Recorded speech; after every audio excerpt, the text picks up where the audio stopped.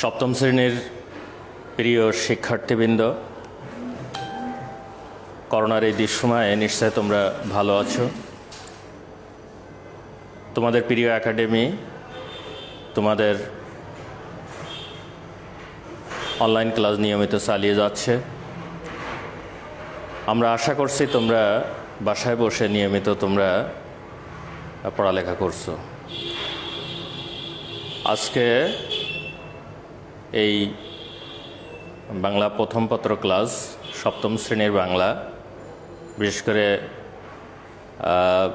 দ্বিতীয় পত্র থেকে আমি আলোচনা করতে যাচ্ছি। আমি আশা করছি যে তোমরা সবাই এই মুহূর্তে প্রস্তুত হয়েছ।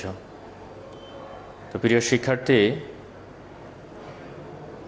তোমরা হয়তো জেনে গেছো যে তোমাদের প্রিয় একাডেমি এই করোনাকালীন সময়ে তোমাদের জন্য একটি পরীক্ষার আয়োজন করেছে। বিশেষ করে তোমাদের যেটা প্রথম টিউটোরিয়াল পরীক্ষা বা বিশেষ পরীক্ষা ছিল, সেই পরীক্ষাটি আয়োজন করা হয়েছে। এখানে 50 নম্বরের পরীক্ষার ব্যবস্থা রয়েছে। তোমরা যারা জেনেছো তো জেনেছই, যারা জানো না তারা আজকে থেকে জানার চেষ্টা করো, আর অবশ্যই তোমাদের শ্রেণীর শিক্ষক তোমাদেরকে জানাবেন।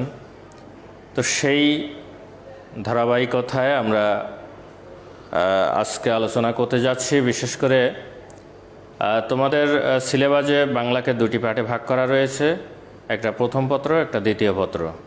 আজকে আমি মূলত দ্বিতীয় পত্র অংশটি, তোমাদের যেখানে জটিল অংশ সেই জায়গাটি নিয়ে হাজির হয়েছি। বিষয়টি হলো যে প্রথম পত্রে সেখানে শুধুমাত্র সৃজনশীল প্রশ্ন থাকবে। আশা করি তোমরা গল্পগুলো পড়ে ফেলেছো। এখানে খুব সমস্যা হয়তো আশা করা যাচ্ছে না। সেকেন্ড পেপারেও তোমরা পড়ে ফেলেছো। আমার মনে হয় দুইটা অংশ রয়েছে। তোমরা জানো যে ভাব সম্প্রসারণ রয়েছে, আর রয়েছে চিঠি এবং আবেদনপত্র। তো ভাব সম্প্রসারণের বিষয়টি তোমাদের কাছে খুব একটা জটিল হয় না, তোমরা অনেকটাই বুঝো। তো আমার কাছে যেটা মনে হয়েছে, বিশেষ করে এই পত্র এবং দরখাস্ত লেখার ক্ষেত্রে তোমাদের যে কঠিন সমস্যার সম্মুখীন হতে হয়, সেই সমস্যাগুলো আজকে তোমাদের আমি অনেকটাই স্পষ্ট করে দেওয়ার চেষ্টা করছি। বিশেষ করে আগামী জুন মাসের 9 তারিখে তোমাদের যে পরীক্ষাটি নেওয়া হবে, এই পরীক্ষার সময়ে তোমরা খাতার মধ্যে এই পত্র এবং আবেদনপত্র লেখার সময় বেশ কিছু বিষয় অবশ্যই গুরুত্ব দিবে। তো তাহলে আমরা আজকে চলে যাচ্ছি। আমাদের পাঠ শিরোনাম হলো চিঠি এবং আবেদনপত্র, বা পত্র এবং আবেদনপত্র। তো প্রিয় শিক্ষার্থী, আমরা আজকের এই পাঠটি থেকে যে বিষয়গুলো শিখতে পারবো একটু জেনে নিই। তোমরা নিশ্চয়ই খেয়াল করেছো যে চিঠি এবং আবেদনপত্র কি, এই বিষয়টি আমি তোমাদের কাছে আজকে তুলে ধরবো। আর তুলে ধরবো হচ্ছে যে চিঠি এবং আবেদনপত্র লেখার সঠিক নিয়ম। এখানে বেশ কিছু জটিলতা বা সমস্যা তোমাদের কাজ করে। তোমরা হয়তো বিভ্রান্তির মধ্যে পড়ো। অনেকে অনেক সময় গুরুত্বপূর্ণ অংশগুলো ছাড়িয়ে দিয়ে কম গুরুত্বপূর্ণ অংশগুলোর উপর বেশি গুরুত্ব দাও। এই সমস্যাগুলো থেকে আজকে সমাধান করা যাবে। আরেকটি হচ্ছে যে চিঠি এবং আবেদনপত্রের ব্যবহার। আমরা এগুলো ব্যবহারিক অংশ, অর্থাৎ এর যে একটা ব্যবহার রয়েছে, সেই বিষয়গুলো নিয়ে মোটামুটি এখানে আলোচনা করা যাবে। তো চলে যাওয়া যাক। আমরা চিঠি এবং আবেদনপত্র সম্পর্কে জেনে নিই। আচ্ছা, চিঠি আমরা লিখি। তোমাদের একটা সমস্যা হয়তো, আমার মনে হয়, আমি সমস্যা বলবো না, তোমরা সবসময় আবেদনপত্র লেখার পক্ষপাতী, লিখতে হয় কম, ঝামেলামুক্ত, এরকম মনে করে থাকো। কিন্তু আসলে এই ধারণাটি থেকে একটু বেরিয়ে আসা উচিত। চিঠিটাও গুরুত্বপূর্ণ। এখানে লিখলেই যে ভালো নম্বর পাওয়া যাবে না তা নয়। যদিও তোমাদের এখানে অপশান থাকে, অথবা যে কোনো একটি অ্যান্সার দেওয়ার বা উত্তর দেওয়ার সুযোগ থাকে বলে তোমরা এই কাজটি করে থাকো, কিন্তু এ থেকে যেটা হয় যে তোমরা আসলে চিঠি সম্পর্কে যে তোমাদের যে ত্রুটি, সেই ত্রুটিটা থেকেই যায়। সেজন্য দুটো অংশই পড়তে হবে। দুটো অংশ থেকেই তোমাদের এই পরীক্ষায়, সামনে যে পরীক্ষা, অন্তত এই পরীক্ষায় তোমাদের দুটো অংশই থাকবে, দুটোই আনসার করতে হবে। সেজন্য অবশ্যই গুরুত্ব দেওয়ার চেষ্টা করবে। তো এখন আমরা একটু বুঝে নেওয়ার চেষ্টা করি যে আসলে চিঠি, যেটাকে আমরা পত্র বলে থাকি, আসলে পত্র শব্দের অর্থ কী। পত্র হচ্ছে যে চিহ্ন বা স্মারক। তার মানে আমরা আসলে যে চিহ্ন দিয়ে আমাদের যে ব্যক্তিগত তথ্যগুলো বা আমাদের যে প্রয়োজনীয় তথ্যগুলো অন্যের কাছে লিখিত আকারে প্রকাশ করি, আসলে সাধারণ অর্থে এটাকেই বলা হয় চিঠি। তবে এখানে একটু পার্থক্য থেকে যায়, যেমন চিঠি সবটাই চিঠি, আবেদনপত্রটাও এটাও এক ধরনের পত্র বা চিঠি, কিন্তু সেখানের চাওয়া পাওয়া, সেখানে লেখার ধরন এবং এই মানে চিঠির অর্থাৎ ব্যক্তিগত চিঠি বা ব্যবসায়িক চিঠি, এগুলো লেখার ধরনের একটু পার্থক্য থাকে। যাই হোক, আর মোটামুটি আমরা আজকে বুঝে নিই। তোমরা যেহেতু খুব বেশি উপরের ক্লাসে না, তোমরা সপ্তম শ্রেণীতে, তোমাদের সাধারণত যেটা থাকে সেটা হলো যে ব্যক্তিগত চিঠি বা ব্যক্তিগত পত্র। তো তাহলে আমরা বুঝে গেলাম যে চিঠি হচ্ছে যে এক ধরনের চিহ্ন বা স্মারক, আসলে যেটা দ্বারা আমরা কি করি, আমাদের ব্যক্তিগত খবরগুলো অন্যের কাছে, মনের কথাগুলো অন্যের কাছে লিখিত আকারে প্রকাশ করি। এটাই স্বাভাবিকভাবে আমরা বুঝে থাকি। তো এখন আমরা চিঠিকে ভাগ করতে গেলে আসলে ওই একটু আগে যেটা বলেছি, দুই ভাগেই সাধারণত ভাগ করা যায়। একটা হচ্ছে যে ব্যক্তিগত আর একটা ব্যবহারিক। ব্যক্তিগত, যেখানে আসলে ব্যক্তিগত কথাগুলো তুলে ধরা হয় তোমার বাবার কাছে, মায়ের কাছে, হয়তো কোনো বন্ধুর কাছে, আর ছোটো ভাইয়ের কাছে, বড় বোনের কাছে, বা বড় ভাইয়ের কাছে, ছোটো বোনের কাছে, এই ধরনের কথাগুলো, মানে প্রয়োজনীয় কথাগুলো সেখানে একটা সিস্টেম মেনটেন করে লেখা হয়। আর হচ্ছে যে তুমি যদি কোনো প্রতিষ্ঠানে, মানে যেহেতু তোমরা পড়াশোনা করো, এছাড়া অনেকে চাকরি বাকরি করে বা অনেক প্রতিষ্ঠানের সাথে সম্পর্ক রয়েছে, সেক্ষেত্রে সেই প্রতিষ্ঠান থেকে বা সংশ্লিষ্ট সংস্থা থেকে, অর্থাৎ যেখানে সে চাকরি করে সেখানে থেকে কিছু চাওয়া পাওয়ার বিষয় থেকে যায়। সেই চাওয়া পাওয়ার বিষয়গুলো নিয়ে যেখানে আলোচনা করা হয়, সেটাকে আমরা সাধারণত মানে ব্যবহারিক চিঠি বলে থাকি। তাহলে আমরা দুইটা ভাগে সাধারণত ভাগ করি, একটা হচ্ছে ব্যক্তিগত আর একটা ব্যবহারিক। ব্যক্তিগত, ব্যবহারিক। যেটাকে ব্যক্তিগত বলছি, এই যেটাকে আমরা চিঠি বলছি, এই চিঠির মধ্যে আবার ভাগ রয়েছে। তো এই চিঠির মধ্যে আবার ব্যবসায়িক। তো তোমাদের যেটা থাকবে সেটা হচ্ছে যে একেবারেই মানে তোমাদের ব্যক্তিগত চিঠি, অর্থাৎ তোমার বাবা মায়ের কাছে অথবা তোমার বোনের কাছে, ভাইয়ের কাছে, এইগুলো থাকবে। আর এখানে এটা হচ্ছে যে আবেদনপত্র, যেটাকে আমরা সাধারণত বলে থাকি অফিসিয়ালি পত্র। অর্থাৎ বিশেষ করে তুমি যখন পড়াশোনা করো, তখন তোমার প্রতিষ্ঠানের প্রধানের কাছে হয়তো কোনো কিছু চাওয়ার প্রয়োজন হতে পারে, সেক্ষেত্রে আমরা এই আবেদনপত্রটা ব্যবহার করে থাকি। সমষ্টিগতভাবে হয়তো শ্রেণীকক্ষে বা তোমাদের শিক্ষা সফরে যাওয়ার প্রয়োজন হতে পারে, অথবা হতে পারে তোমাদের একটা লাইব্রেরি প্রতিষ্ঠার প্রয়োজন হতে পারে, অথবা একটা ক্যান্টিনের প্রয়োজন হতে পারে। এরকম অনেক চাওয়া পাওয়া তোমাদের থাকে, সেই বিষয়গুলো আসলে এখানে উল্লেখ থাকে। তো যাই হোক, আমরা আজকে তোমরা নিশ্চয় দেখেছো যে হোয়াইট বোর্ডে আমি দুইটা অংশে ভাগ করেছি। চিঠি লেখার যে নিয়মকানুন, সেগুলো নিয়ে আলোচনা করব, অপরদিকে আবেদনপত্র পরে আসবো।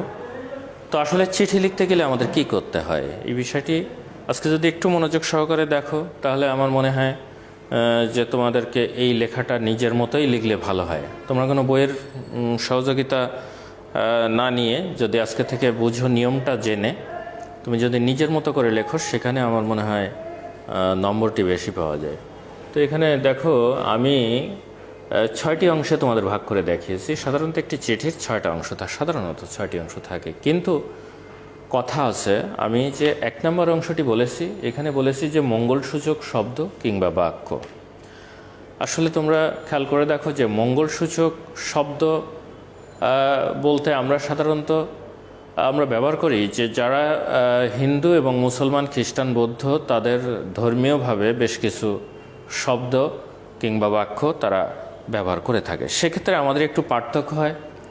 বিশেষ করে তোমরা যারা মুসলমান ছাত্র, তোমরা লিখে থাকো এলাহি ভরসা, ভরসা, আল্লাহ আকবার, তারপরে বিসমিল্লাহির রহমানির রাহিম, এরকম এই শব্দ বা বাক্যগুলো তোমরা ব্যবহার করে থাকো। যারা হিন্দু তারা ব্যবহার করে থাকে শ্রীহরি, তারপরে ভগবান ভরসা, ঈশ্বর ভরসা, তারপরে শ্রী দুর্গার সহায়, হরি সহায়, ওং, এরকম অনেক লেখা যায়, মানে যে শব্দগুলো দিয়ে মঙ্গল কিছু বোঝায়, বিশেষ করে আমাদের ধর্মীয় অনুভূতি থেকে যেটা আমাদের মধ্যে মঙ্গলসূচক কাজ করে বা মঙ্গল চিন্তা করা যায়, সেই ধরনের শব্দ বা বাক্য আমরা ব্যবহার করতে পারি। এছাড়া যারা খ্রিস্ট ধর্মে আছে তাদেরও বিভিন্ন ধরনের শব্দ রয়েছে, যারা বৌদ্ধ ধর্মে অবলম্বী তাদেরও শব্দ রয়েছে, সেগুলো তারা ব্যবহার করতে পারে।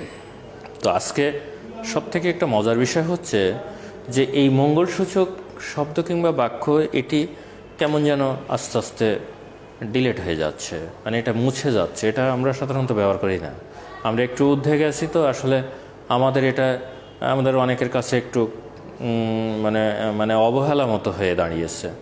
তো সেই হিসেবে আমাদের যে বর্তমান বইগুলো তোমরা দেখবে এখানে এটা নেই। তোমরা হয়তো মনে মনে বলতে পারো, স্যার আপনি বলছেন, আমি আলোচনা করছি, তবে এটা যে দিতেই হবে এমন কোনো বাধ্যবাধকতা নেই। তবে আমাদের যে চিঠির যে 6টা অংশ, সেই অংশের একটি অংশ তো দিলে ভালো, বা না দিলেও আমরা আসলে সেই একেবারে কঠোর দৃষ্টিকোণ থেকে আমরা মূল্যায়নটা করি না। এই জন্য তোমাদের একটু সুযোগ আছে, তোমরা এটা ব্যবহার করতে পারো, না করলেও খুব একটা সমস্যা নেই। তবে আমি তোমাদের বিষয়টি বুঝিয়ে দিলাম, তোমরা এখন যেটা করবে তোমাদের উপর ছেড়ে দেওয়া হবে। তবে এক্ষেত্রে আমাদের বিচারের খুব একটা তারতম্য ঘটে না। এরপরে আমরা দ্বিতীয় অংশে আসি, পত্র লেখকের ঠিকানা এবং তারিখ। তোমরা নিশ্চয় খেয়াল করেছ, ডান অংশে আমি এখানে লেখার চেষ্টা করেছি, হয়তোবা একটু অস্পষ্ট বোঝা যাচ্ছে, আমি মুখে বলছি, তোমরা খেয়াল করার চেষ্টা করো।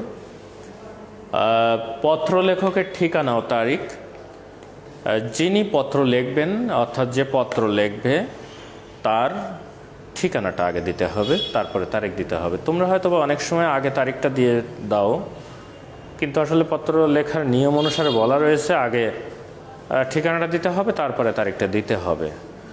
আর দরখাস্তের ক্ষেত্রে বিপরীত চিত্র, তো সেদিকে বিপরীত বলতে আগে তারিখটাই উপরে যায়, তো সেটা পরে আসি, ওদিকে আমরা যাব না। তবে আমি যেভাবে বলছি এভাবে তোমরা মাথায় রাখার চেষ্টা করো, এটা নিয়ম। কেউ যদি তোমরা ভুল করে অনেক সময় আগে তারিখটা দিয়ে দাও, তাহলে আমরা খুব বেশি তোমাদেরকে আমরা যাতাকলে বা আমরা সমস্যা করি না। তবে আজকে যেটা শিখিয়ে দিচ্ছি এই নিয়মটাই ফলো করার চেষ্টা করবে, যেটা হচ্ছে যে আগে পত্র লেখকের ঠিকানা থাকতে হবে, তারপরে তারিখ থাকতে হবে। তবে সেখানে ঠিকানাটা খুব মোটামুটি সংক্ষেপে থাকলে হবে।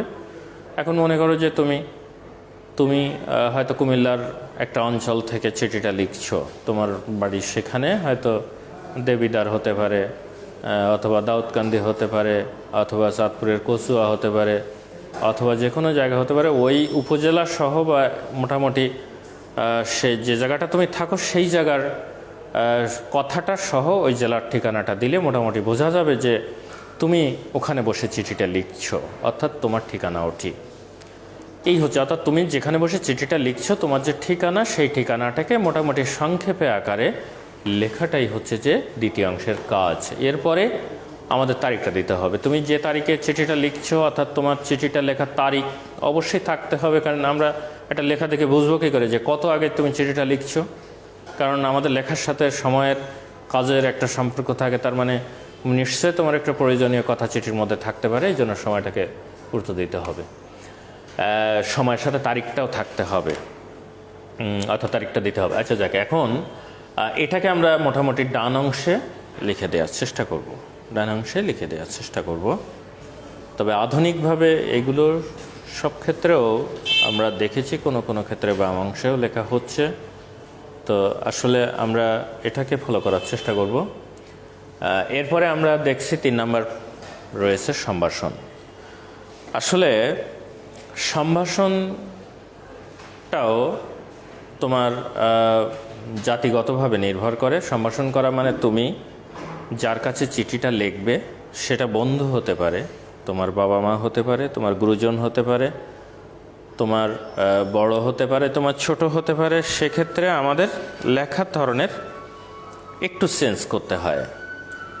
যেমন আমরা যখন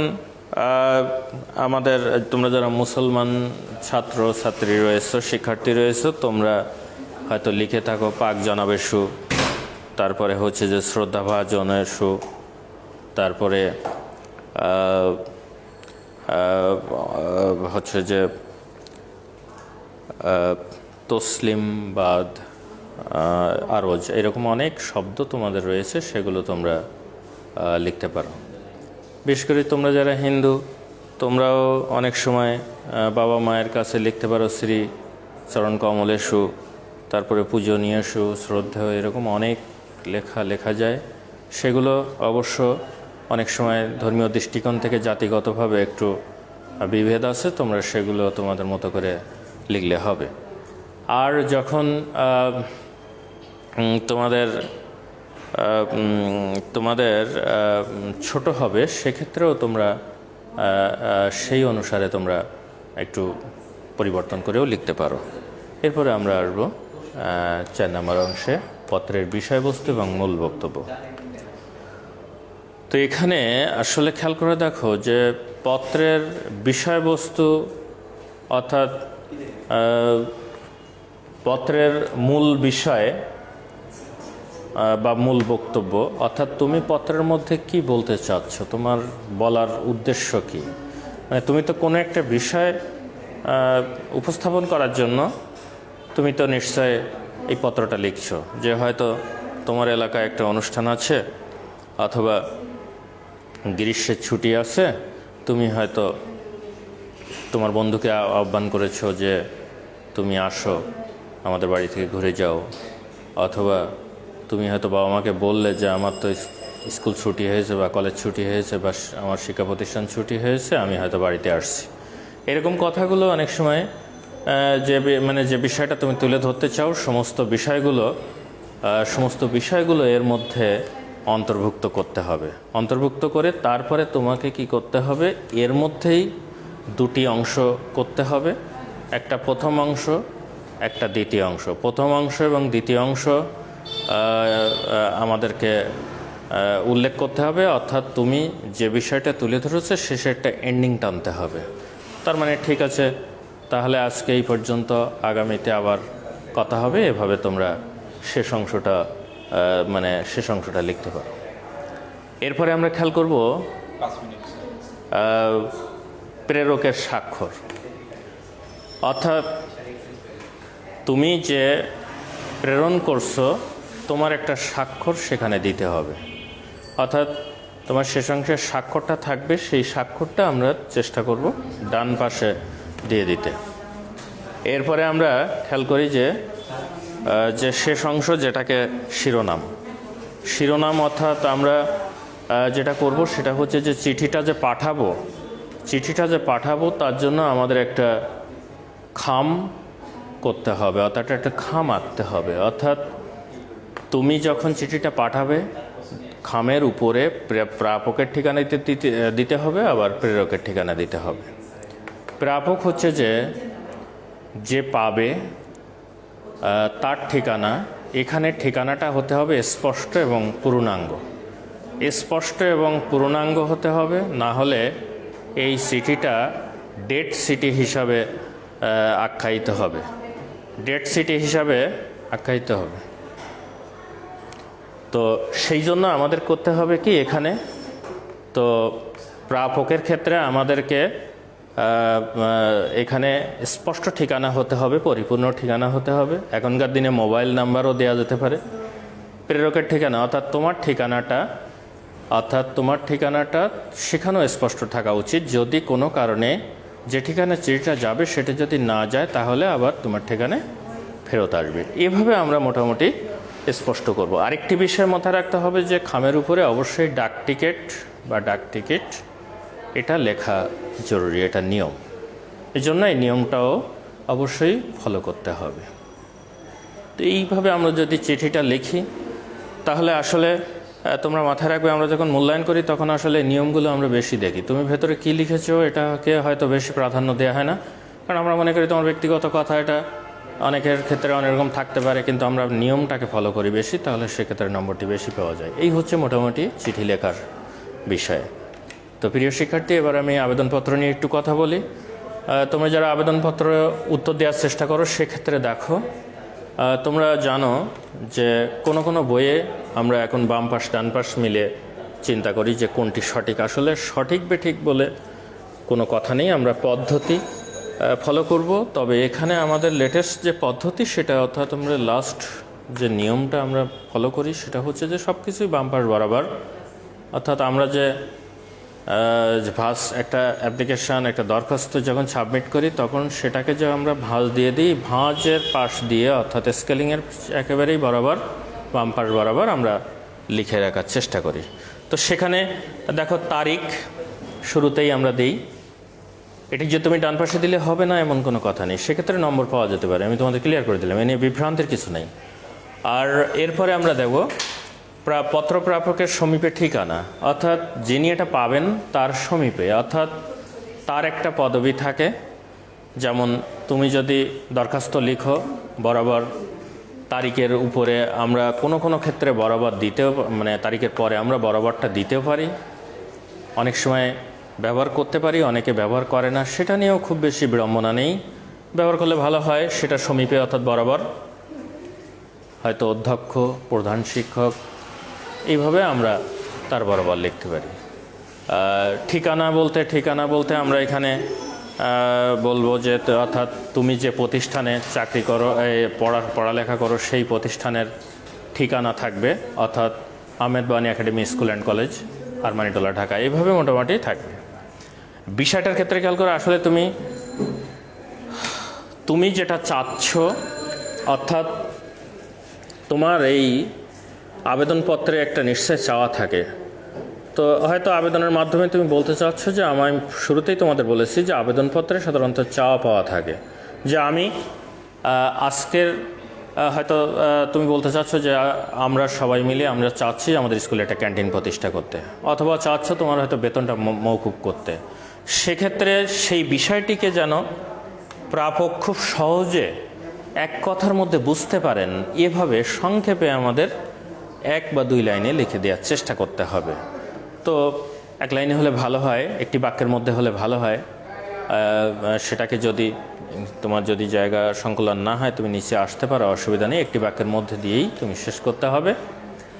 এভাবে আমরা বিষয়টিকে, তবে হ্যাঁ, প্রাপকের ঠিকানার পরে বিষয়টি লেখার সময় আমরা এখানে একটু স্পেস রাখার চেষ্টা করব, বিষয়টি ভালো লাগে বা ভালো দেখা যাবে। এরপরে সম্ভাষণটা তুমি আসলে কার কাছে আবেদন করছো, সেই আবেদনটা আমাদের হতে হবে কি, সেই আবেদনটা আমাদের কি করতে হবে, সেই আবেদন যার কাছে করছো সেই ব্যক্তির উপর নির্ভর করে তোমার সম্ভাষণটা হবে। যেমন আমরা জনাব দিতে পারি, তারপরে হচ্ছে যে মান্যবরেশও দিতে পারি, মহোদয় দিতে পারি, আবার এক্ষেত্রে আমরা লিঙ্গান্তর করতে পারি, যেমন মহিলা হলে মাননীয়া দিতে পারি। যাই হোক, এটা নিয়ে সমস্যা নেই, সব ক্ষেত্রে আমরা জনাবটা ব্যবহার করতে পারি, সবার ক্ষেত্রে জনাব ব্যবহার করলে আর কোনো সমস্যা হয় না। তো যাই হোক, এখানে আমরা সেটি সম্ভাষণ করব। এরপরে মূল পত্রাংশ বলতে হচ্ছে যে বোঝানো হচ্ছে যে আসলে তুমি যেটা লিখতে চাচ্ছ, তোমার যেটা চাওয়া পাওয়া, সেটাকে মানে পরিপূর্ণভাবে আলোচনা করে যে কি কারণে তোমার এটা চাচ্ছ। হয়তো তুমি বেতন মওকুফ চাচ্ছ, তাহলে বলছো যে আমার পারিবারিক এই সমস্যা, হয়তো বেতন দিতে পারছে না, তো সেক্ষেত্রে আমার বেতনটা মওকুফ করা প্রয়োজন। সেই বিষয়গুলো তোমার ফুটে উঠবে মূল পত্রাংশের মধ্যে। তবে মাথায় রাখবে যে মূল পত্রাংশের মধ্যে 2টি অংশ থাকে, অর্থাৎ একটা বিস্তার আলোচনা থাকে, আর শেষে থাকে হচ্ছে যে অর্থাৎ জোরালোভাবে দাবি করা, অতএব জনাব, আমি যাতে এটা পেতে পারি বা আমরা যাতে এটা পেতে পারি, এই যে জোরালো চাওয়া, জোরালো আবেদন, এটি এই শেষ অংশে আমরা সাধারণত তুলে দিয়ে থাকি বা তোমরা এখানে লিখতে পারো। এরপরে দেখো বিদায় সম্ভাষণ, অর্থাৎ তুমি যে আসলে বিদায় নিচ্ছ সেই বিদায়ের কথাগুলো তুমি বলতে পারো, যে বিনীত, তো বিনয়বনত, তারপরে নিবেদক, এরকম অনেক কথাগুলো তুমি বিদায় সম্ভাষণের ক্ষেত্রে লিখতে পারো।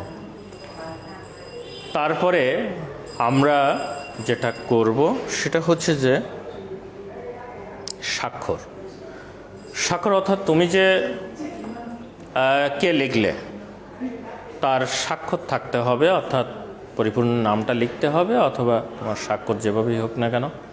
তারপরে তোমার পরিচয়টা থাকতে হবে। আসলে তুমি যদি ছাত্র হয়ে থাকো, তুমি যদি স্কুল থেকে কিছু চেয়ে থাকো, অথবা তোমার শিক্ষা প্রতিষ্ঠান থেকে যদি কিছু চেয়ে থাকো, তাহলে তোমার পূর্ণ পরিচয় দিতে হবে, যে আমি আমার নামেই, আমি এই শ্রেণীতে পড়ি, আমার রোল নাম্বার এত, শাখায় এই শিফট থাকতে পারে, এরকম শিফট তো আছেই। এগুলো তোমরা সব তথ্যগুলো উল্লেখ করতে হবে, তা না হলে আসলে তুমি যে কে তার পরিচয়টা ওখানে তোমার শেষ অংশে তুলে ধরার চেষ্টা করতে হবে। তাহলে আমরা দেখেছি যে এই বিষয়গুলো যদি পরিপূর্ণভাবে একটি দরখাস্তের মধ্যে উল্লেখ করা থাকে তাহলে দরখাস্তটা আমরা মোটামুটি পরিপূর্ণভাবে নম্বর দেওয়ার চেষ্টা করি। হয়তো সেখানে আমরা 1-2 কেটে নেওয়ার চেষ্টা করি, হয়তো তোমার লেখার মধ্যে ভাষাগত ত্রুটি থাকে, বানানগত ত্রুটি থাকে, সেক্ষেত্রে হয়তো হালকা পাতলা নম্বর কেটে নেওয়া হয়। কিন্তু নিয়মটা ফলো করলে মানে একেবারেই মানে কাছাকাছি নম্বরে মানে মূল নম্বরের কাজ মানে যে প্রাপ্ত নম্বর অর্থাৎ তোমাদের প্রশ্নে যে নম্বরটি থাকে এই নম্বরের কাছাকাছি নম্বর দেওয়ার সুযোগ থাকে। তো প্রিয় শিক্ষার্থী, আমি আবারও তোমাদের জানিয়ে দিচ্ছি যে তোমাদের সামনে টিউটোরিয়াল পরীক্ষা, একটু পড়ালেখা করতে হবে। আমি আসলে আজকে এটি আলোচনা করেছি একটাই কারণে, সেটা হচ্ছে যে তোমরা এই পত্র এবং আবেদনপত্র লেখার ক্ষেত্রে বেশ বিড়ম্বনা বোধ করো, এখানে ঝামেলা বোধ করো। এখানে একেবারে এক বই থেকে এক রকম দেখে তোমরা একেবারে বিভ্রান্তির মধ্যে পড়ো, যার কারণে আমার আজকে এটা নিয়ে আলোচনা। ভাব সম্প্রসারণ, সেখানে তোমাদের সমস্যা নেই, তোমরা নিশ্চয়ই জানো একটা ভাবকে সম্প্রসারিত করা, বড় করা, ব্যাখ্যা করা, এটা তোমরা খুব সহজে পারো। যদিও আলোচনার ব্যাপার আছে, তো আজকে আর এটা ধরবো না। তো এরপরে তোমরা সৃজনশীল প্রশ্ন সেখানে 6-এ কিছুটা হলেও শিখেছেও ভালো, সেখানে অনেকটা লেখার তোমরা সিস্টেম জেনে গেছো। আর এর আগের যে আমাদের ক্লাসগুলো হয়েছে, অনলাইন ক্লাসগুলো হয়েছে, সেই অনলাইন ক্লাসেও তোমরা গল্প কবিতাগুলো সেখান থেকে মোটামুটি শেষ করেছো। তো এইখানে আমি মূল সমস্যাটি তোমাদের তুলে ধরার জন্য আজকের এই আলোচনা করলাম। নিশ্চয়ই তোমরা উপকৃত হবে। তোমরা যারা ক্লাসটি আজকে উপভোগ করেছে তোমাদের আবার তোমাদের অভিনন্দন জানাচ্ছি। সেই সাথে তোমাদের যারা বন্ধুরা ক্লাসটা দেখতে পারেনি তাদেরকে জানিয়ে দিও, ভালো কিছু জানাতে হয়, তাহলে বন্ধু উপকৃত হবে, তুমি উপকৃত হবে। আর মনে রাখবে ঈদ শেষ হয়ে গেছে, এখন তোমাদের পড়ালেখা করা অত্যন্ত জরুরি।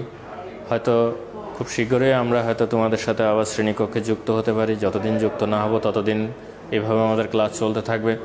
তোমাদের প্রিয় একাডেমি, তোমাদের অধ্যক্ষ মহোদয় তোমাদের জন্য যে সুন্দর আয়োজন করেছেন, এজন্য আসলে তাকে তো কৃতজ্ঞতার শেষ নেই, সবসময় তাকে কৃতজ্ঞতা জানানো উচিত। তো তোমরা ভালো থাকবে, তোমরা বাসায় থাকবে, নিরাপদে থাকবে, তোমাদের মঙ্গল কামনা করে এখানেই শেষ করছি। সবাইকে ধন্যবাদ।